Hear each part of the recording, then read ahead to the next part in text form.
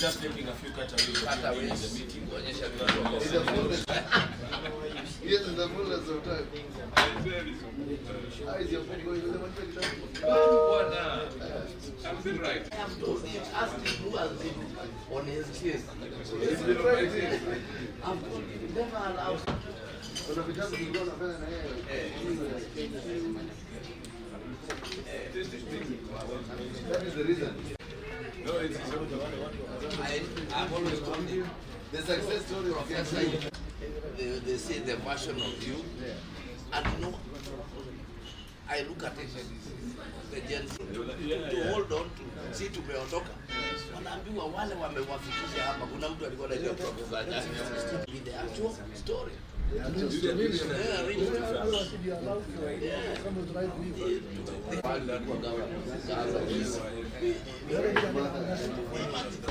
at him.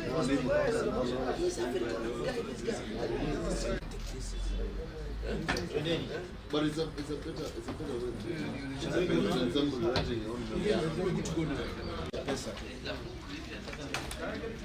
Not serious problem with money.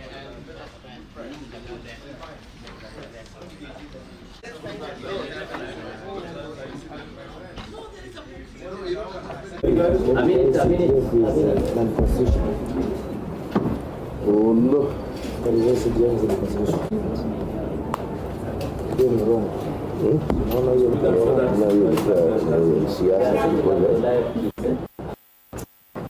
Yes, it will take the hand of God. East and West. You know that.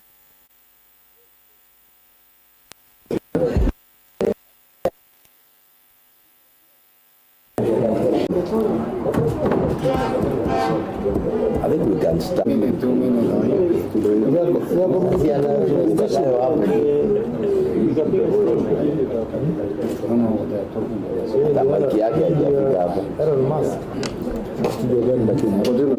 Ilete hapa. Is it on? Yes. Yeah, it's wireless. I initial the pages. Just a moment, I initial this presser.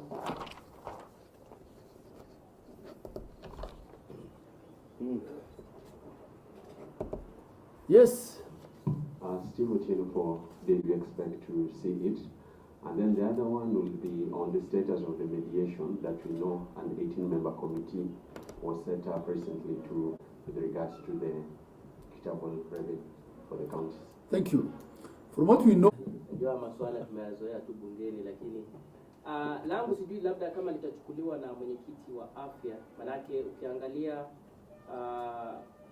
wananchi wengi wanahangaika sana katika hospitali mashinani na nyingi, utakumbuka kwamba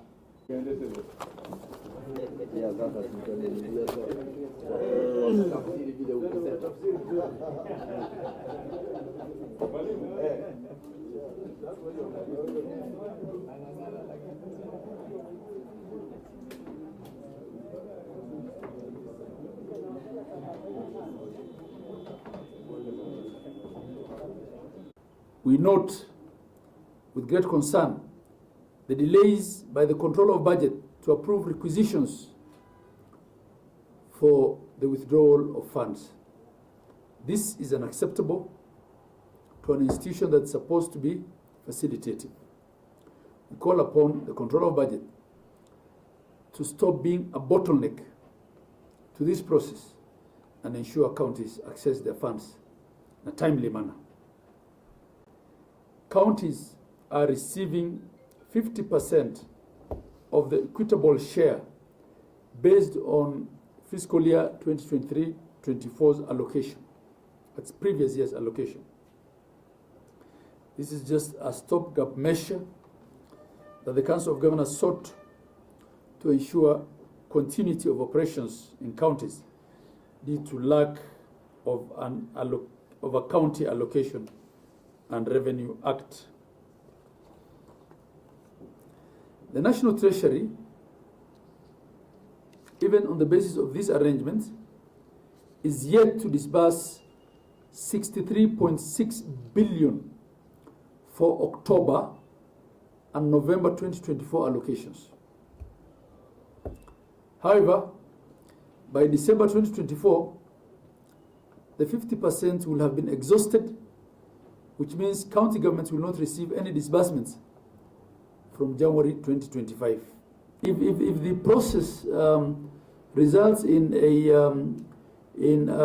lack of mediated position to move the budgeting process forward, how are we expected to continue spending money when we don't know how much we should spend?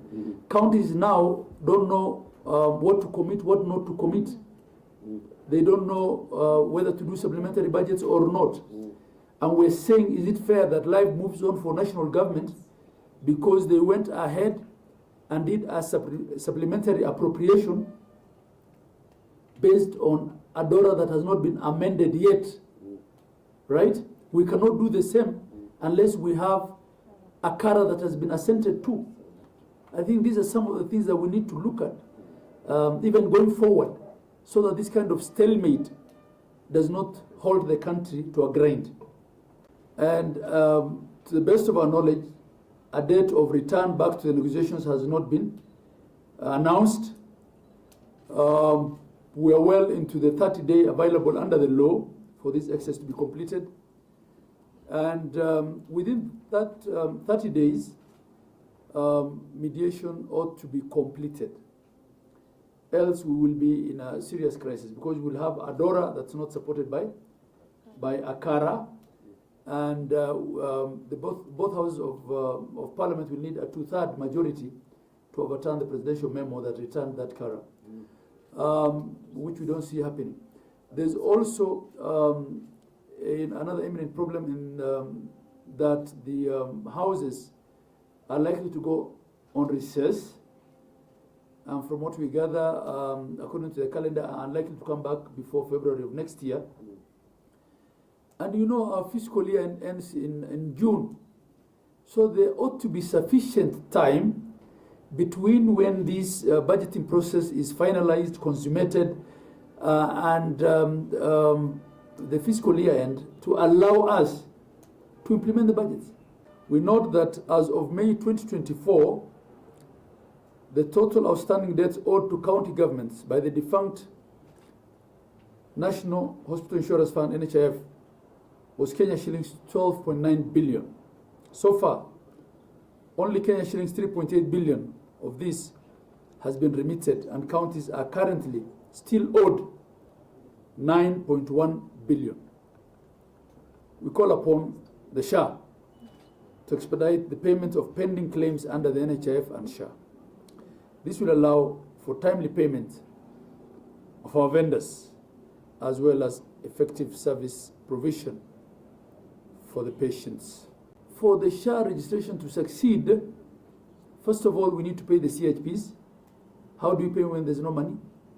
We also need to pay the people who are in charge of our facilities. Some counties here are yet to pay salaries for the last 3 months as a result of the delay in disbursement. In many of these counties, we need to get to where the masses are to have them registered. We have governors here who manage counties that are over 50,000 square kilometers. So the question of logistics, the question of fuel, all these things come into play. Ni mpango ambao unatugharimu pesa nyingi sana, kwa sababu tunalipa fedha ambazo tunazozichukua tunalipa pamoja na interest kubwa, na kwa hivyo hatuna uhakika hata kama hizi pesa zitaendelea kuja. Kwa hivyo itakuwa ni vigumu sana kwa serikali za county kuchukua mpango ule, na ndipo mwenyekiti akasema kwamba tukifika pale na kukwame katika haya mazungumzo, itatubidi tu kufunga na kuwaomba wafanyikazi wetu waende nyumbani wakajitetee kule mbele. How can we be able to pay KEMSA if we are still owed 9 billion by the de facto NHIF authority? Because if you look at what is owed to KEMSA by counties put together, it is a meager 3.8 billion as compared to 9.1 that is owed by NHIF. In fact, we are at a point where we are saying, why don't you just cash off, offset that money that is owed to KEMSA. NHIF should pay KEMSA so that we can continue collecting drugs and pay us the balance. It will be easier for us. But all the time it is blamed on counties. We have not paid KEMSA. We are not having drugs in the facilities. While in actual sense, it is the effort of all those other agencies to frustrate counties that has contributed to this. That is our position. There was a requirement by facilities that are owned by both the public and the private to be licensed and registered. All the public facilities and the private facilities that are registered and licensed were a total of 48,000. But to date, the number of facilities that are operationalized by SHA is only 7,800, which is hardly 10%. So what about the other facilities that are ready for SHA and SHA has not rolled out? When patients go to those facilities, definitely, they will not be able to access that because it is not available.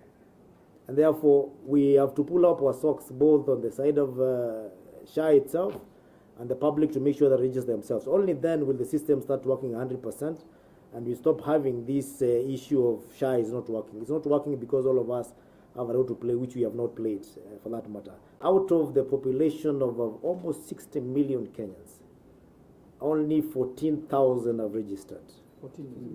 Only 14 million. Out of the 60 million, only 14 million are registered. Of these 14 million 800, 8.5 are new. 6.2 are the ones that were moved from NHIF to SHA. Practically, it means that only 8 million Kenyans have taken the responsibility to register themselves to be known so that they can be treated using SHA in the facilities. What is the problem? The problem could be both attitude by the people themselves. It could be the message that is coming from us, the public, when we all the time talk about SHA is not working, and therefore people don't feel the urge to register themselves. And we are asking all the stakeholders to please urge and help all the Kenyans register themselves. It's the only way you can be able to go to a hospital and be claimed without paying, and because the facility will claim later from the SHA. If you're not registered, that is where we have that element of facilities asking you to pay, for you to pay in cash because you're not in the system.